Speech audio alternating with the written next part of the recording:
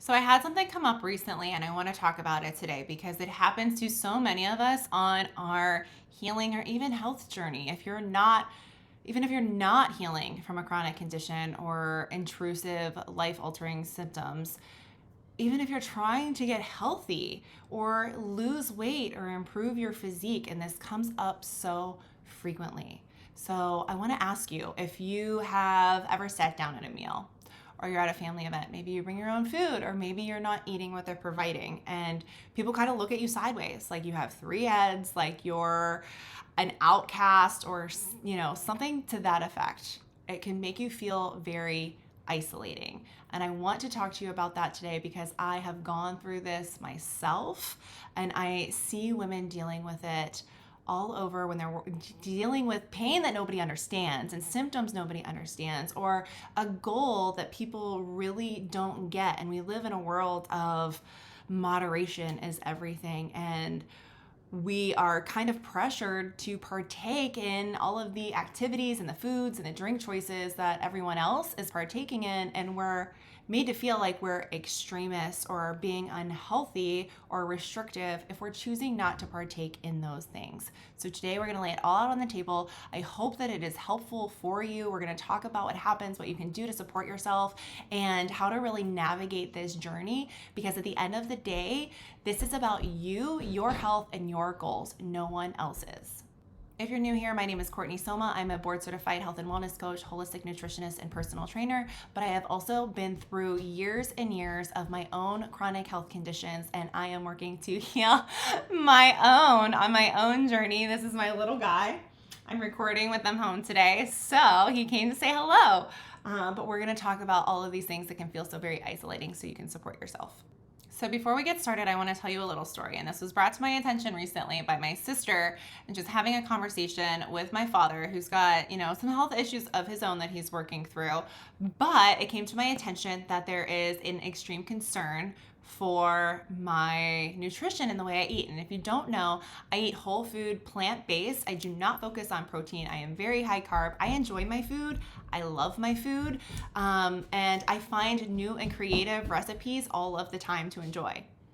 Now, I want to take a moment to give a quick shout out to my sister, who I believe told him, I wasn't there for this conversation, so this is all secondhand, but I'm pretty sure her life is much better and she's enjoying it more without dealing with chronic migraine. And hallelujah for that, because that is absolutely the truth. I was dealing with pain every single day, joint pain, neck pain, back pain. It's put me in the hospital 2 or 3 times, and it's not a fun way to live. I spent most of my time thinking about how I'm going to dig myself out of this hole, and is this what the next several decades have in store for me? All right, I don't do that anymore. Yes, I'm still focused on health and improving my health, but now I'm focused on enhancing my health rather than chasing symptoms every single day, okay?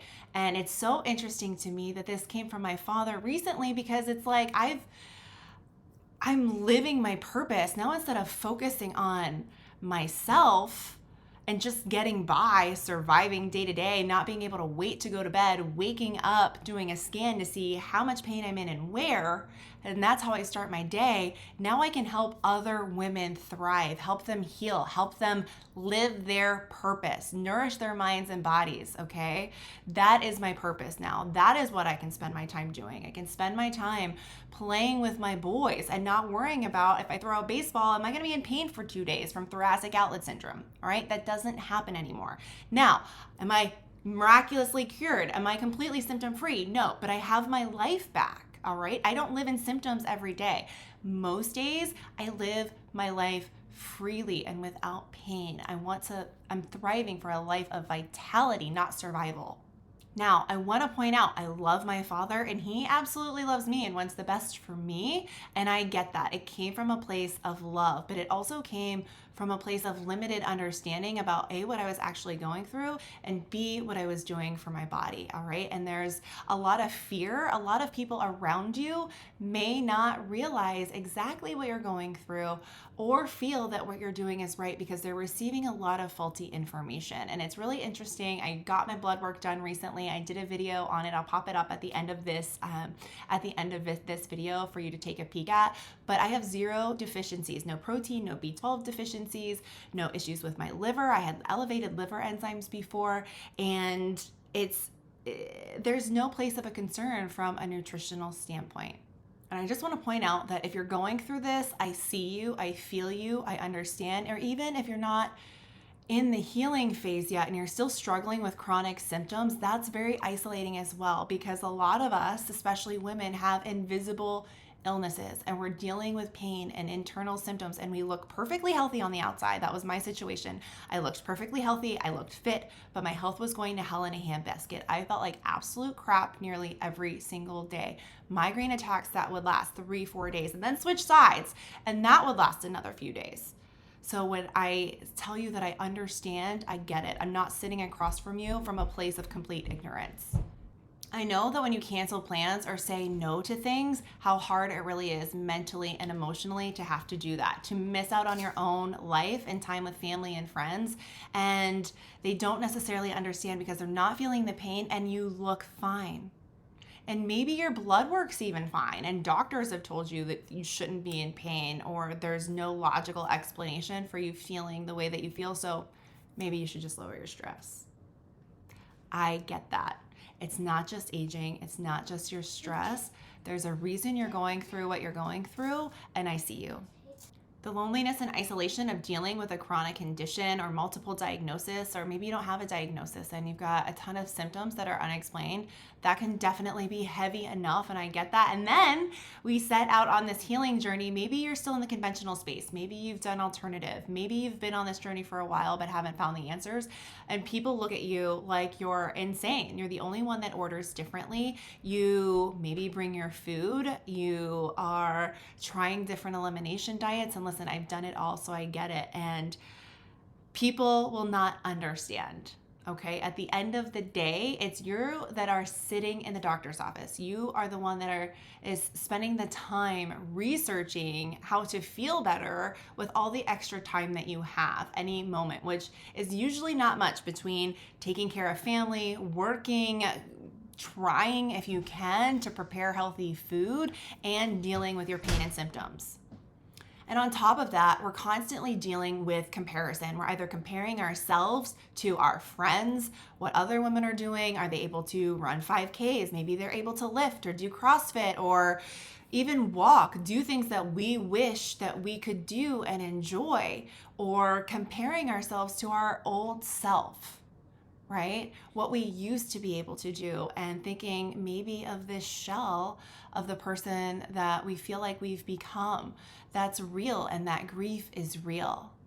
And maybe you struggle for a while, or maybe you find something that is actually helpful for you, and then you start getting the side eye. People start asking questions. Why are you doing what you're doing? Why won't you just indulge a little bit? Have a little fun, everything in moderation. We get all of these statements from people that love us, and it makes us feel like maybe we're being too extreme. Maybe this isn't the right path, but it in reality is coming from people that aren't living inside our bodies and that don't understand what we need to heal. And a lot of the people that are shelling out advice are dealing with chronic conditions themselves, or are on multiple medications, or maybe they haven't gotten sick yet.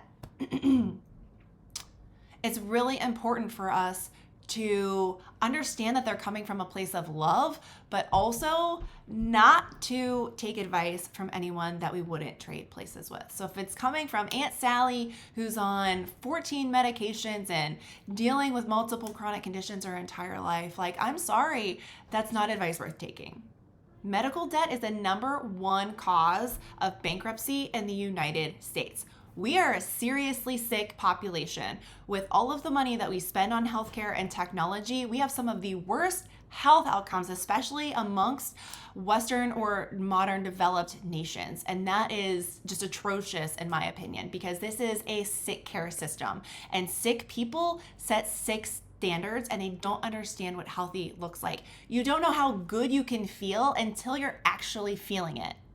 When we're dealing with chronic inflammation, chronic fatigue, diabetes, insulin resistance, brain fog, autoimmune conditions, these have become so normalized that they're just part of life or aging, and we're just gonna deal with it. And A lot of people are still under the impression that genetics is the primary factor. And I'm sorry, genetics, there's an entire field of epigenetics that shows that only 5 to 10% of all chronic conditions are purely based on genes, which means the rest are influenced by diet and lifestyle. And that's not to blame anybody, but that's to tell you that you have absolute control over your health. And I'm getting really excited and passionate about this because it is so important that we stop passing off responsibility or giving power away to the people in the white coats. And I understand that they're there to help us. And I don't believe the doctors are there to hurt us. And granted, if we're in an emergency situation, take me to the hospital. I think it's absolutely fantastic. And there are people that are on medications that are life-saving, but they should be a tool to use toward healing, not a crutch for the rest of your life that allows the root cause, that fire, to continue burning and symptoms to get worse and worse and worse over time. When you step outside of that and say that this doesn't have to be my story, and you start to make decisions that are different from the norm, if you want a normal health outcome, which is riddled with pain and disease and medication, by all means, let's be normal. That's not what I want for myself. So yeah, what I do looks a little bit different. It's going to make people uncomfortable because when you start doing things that are different, people start to turn inward and compare it to what they're doing, and it can get really uncomfortable really fast. The family member who's on 4 or 6 medications does not get to tell you that you're extreme. The coworker who's running on coffee and ibuprofen does not get to call your green juice weird. Mel Robbins talks about how people who criticize you the loudest are the most afraid of seeing you succeed. And why does that happen? Because if you succeed, it means that they could too. And that means that they would have to change in order to do that. And that's a scary place for them to be in.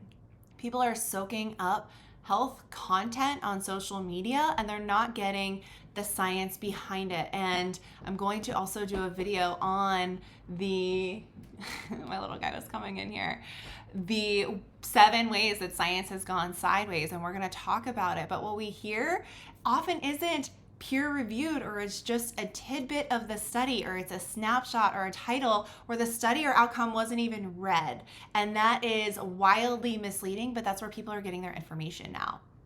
People are getting served up fear instead of information, and that fear oftentimes comes out as criticism before curiosity. So they're less likely to be curious and more likely to tell you that you're doing something that seems wrong to them.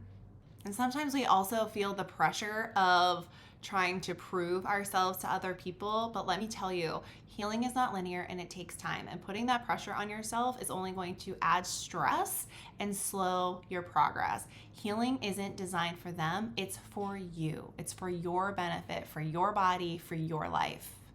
I'm going to talk about something else that is going to make you a little bit uncomfortable potentially, and that is the everything in moderation trap. And if you've never explored this, I highly encourage you to. I am not saying not to enjoy some of the indulgences in life. I am not saying that my nutrition plan is perfect, okay? But we live in a world where we are constantly being told that we should do everything in moderation, and that is not the case. That is not the key to healing, and it will keep you stuck every single time. It's basically an excuse to indulge in whatever you want in all the time, whether or not it is actually suitable and going to help you on your journey or with your health goals, whether that's healing or fitness or weight loss or whatever it is. That everything in moderation is a trap that can keep you stuck. It's like telling someone that's allergic to bee stings to just get stung a little bit. It doesn't make sense at all when you think about it like that, but we make it make complete sense when it's an excuse to do something a little bit naughty. You cannot heal yourself if you are constantly indulging in or consuming the things that got you sick in the first place. Now, that doesn't mean you have to eliminate certain things forever. That's not what I'm saying. What I'm saying is when we're in a healing phase, there are certain things that are just not going to be conducive for us. And as we begin to heal, the body becomes more resilient, and indulging in those things from time to time, maybe once a month, a couple times a year, it's not going to cause a major impact. But if you have things that you're trying to resolve and you're looking to lower inflammation and improve the immune system, the gut, and the liver, you have to be more intentional. And it's as simple as that. The people that are telling you everything in moderation are not the ones waking up with a fire alarm going off behind your left eye in the morning, or dealing with the chronic pain, or not being able to function by dinner time because you're so exhausted, or that lose 2 to 3 days in the aftermath of whatever said indulgence was. It's you. You are, and you get to decide. Now, there are things that occur on this journey that we're not really warned about. Emotions start to surface as we heal. We realize that healing is not linear. We have our ups and downs, and this journey changes us. It can fundamentally change who you are and the things you do. Not always, and maybe not drastically, but it does change you because your viewpoint has shifted, your perspective, your priorities. All of these things are evolving and not being, you're not staying stagnant where you were. And this can make yourself uncomfortable, but also those around you uncomfortable, because now they're seeing a person that they're not familiar with. Now, I want to acknowledge something because you may be experiencing this. You might say, Courtney, I just miss being a normal person, having a normal life, being able to have the wine, have the pizza with no aftermath, no gut issues, no migraine, no joint pain, none of the things, no hangover. And I get that because I've been there. It can feel exhausting, especially when you're doing all the work and you haven't seen the results yet. The body heals in its own pace. We can't pick and choose what we heal and when. We like to think we can, and we like to take the support of herbs and supplements, which can all be helpful. They're not a replacement. They're not going to fix the problem, but they can be helpful tools and resources, but it's not going to dictate what heals and when. And sometimes we do feel deprived, and that is normal, okay? Sometimes we do choose the things that are not going to make us feel good, either to fit in socially or to just indulge our senses or our emotions. And there is an emotional side to healing that's important, all right? That doesn't mean you failed. It just means that you needed to take a moment and just let your guard down. And that can help the body feel safe as well. So I am absolutely not demonizing that. I'm not pushing for perfection. This is all about consistency and what you can do on a consistent basis to promote your healing. And if there are things that are included in your life that are raising inflammation or causing flares or anything like that, and this is happening consistently, then it can be really helpful to make sure that we're being intentional with those things on a regular basis. But I want to dive into this a little bit deeper because this is all about a mindset shift. When we're feeling like we're deprived or like we can't have something, that is going to only lead us down a path of unsustainability. And it's all about shifting our frame of reference, our perspective. Everything can change when we shift that. We are not depriving ourselves of anything. We can have whatever we want. You can have whatever you want, plain and simple. What do you want to choose? What do you want to prioritize? Do you want to prioritize the temporary at the expense of the long term? We want to shift our focus from that and the deprivation to long-term health and vitality and abundance, because when we're focused on an abundance of foods that we can have, that we enjoy, that are going to serve our bodies, we don't feel deprived anymore. It doesn't mean you're not going to have cravings. We just don't feel deprived because we're nourishing our bodies. We're making sure we're satiated. We're eating an abundance of nutrient-dense, high fiber, high water foods that love our bodies back. And there is a huge difference when you go from one frame of reference to the other.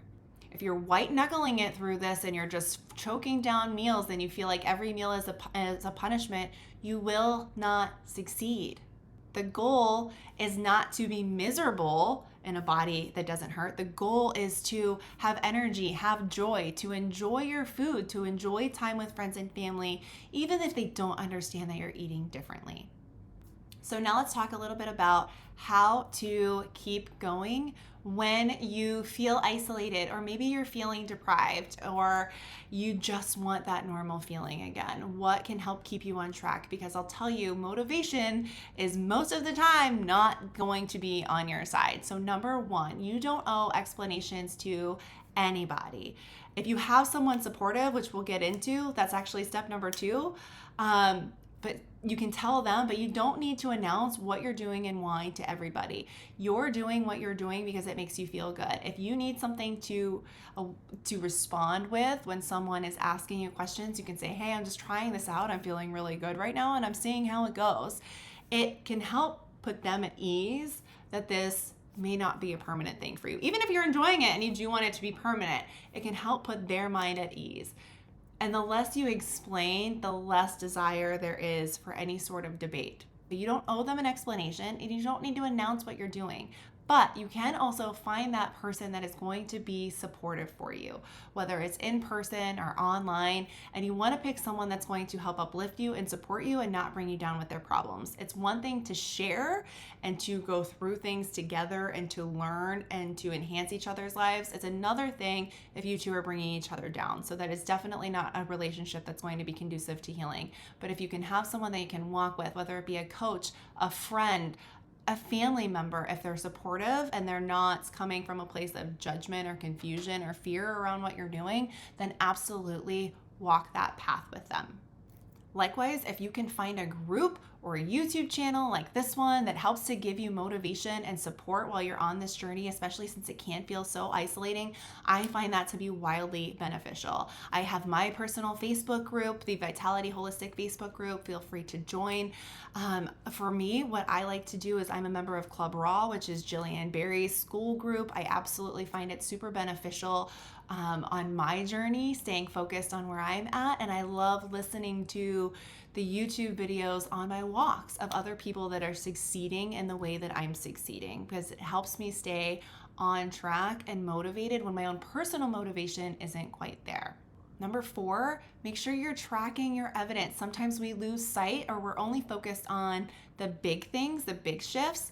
Focus on those small wins. Write them down so you can go through and you can look and see how far you've come, and realize as well that healing is not linear and healing takes time. The body will heal in its own time. But don't forget about all the progress you made, because on the hard days, it can be really easy to be in a flare and think of, this isn't working, I'm gonna throw in the towel, when in reality, you've made so much progress in other areas. This just happens to be a little flare and experience that you're going through. It doesn't mean what you're doing is failing. It just means you need to focus on the good that you've experienced so far. Number 5, decide and then feel confidence. A lot of us want to see proof that something's going to work before we can feel confident about it. But life doesn't work that way. You can't get results without doing anything. Period. End of story. We have to be confident and show up for ourselves, and then the results will come. We cannot sit there and say, well, when things get better or when I start to feel better. It's not going to happen unless you take action. So decide first and feel confident after. The confidence will continue to build as you continue to show up for yourself every single day. Not only that, the people in your life will see the changes that are occurring and the confidence that you have, and they're going to start getting curious and start asking you about what you're doing. And likewise, number 6, stop waiting for permission from the body to believe. The entire narrative that you've been told about something not being reversible, or it's genetic, or this whatever limiting beliefs you've been stuck in, you don't have to wait for proof to believe that something else is available to you in life, that you are able to live a life of vitality, to live your purpose, to actually thrive and enjoy your days. You do not need to wait for the proof. The proof comes, just like confidence, after you begin to show up for yourself every single day and continue being consistent, and it will compound over time. You didn't end up here overnight, and this leads me to number 7. Trust the process. It takes time to heal. The body will heal as long as you're supporting its internal systems. It will heal, but it heals in its own time. Trust the process. Keep going, all right? Don't give up on yourself. All right. You may find things that aren't working. I'm not saying keep going with those, but keep going on your journey, all right? Continue to trust in the process. because you are not your diagnosis, and you were not created or put here on this earth to live a life full of pain and chronic fatigue where you just can't wait to get through the day and get to bed. That's not the life we were designed for. It might be normal, but it is not what we were designed for, and it doesn't have to be your life either. But you can, it's actually essential that you begin to do the mental work and the identity work first, because if you don't believe that, how can you become something that you don't believe is possible? Why would you show up for yourself? So it is crucial. You have to believe that there's more for you and that your body's capable of miraculous healing when you support it. And I want to tell you, there's a life on the other side.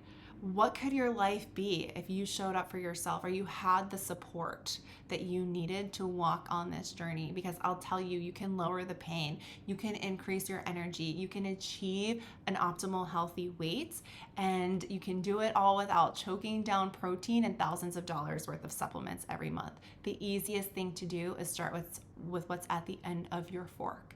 All right. And I'm not talking about energy borrowed from caffeine. I'm talking about true energy where you're literally dancing in the kitchen. I used to cry in my kitchen, and now I dance around in my kitchen.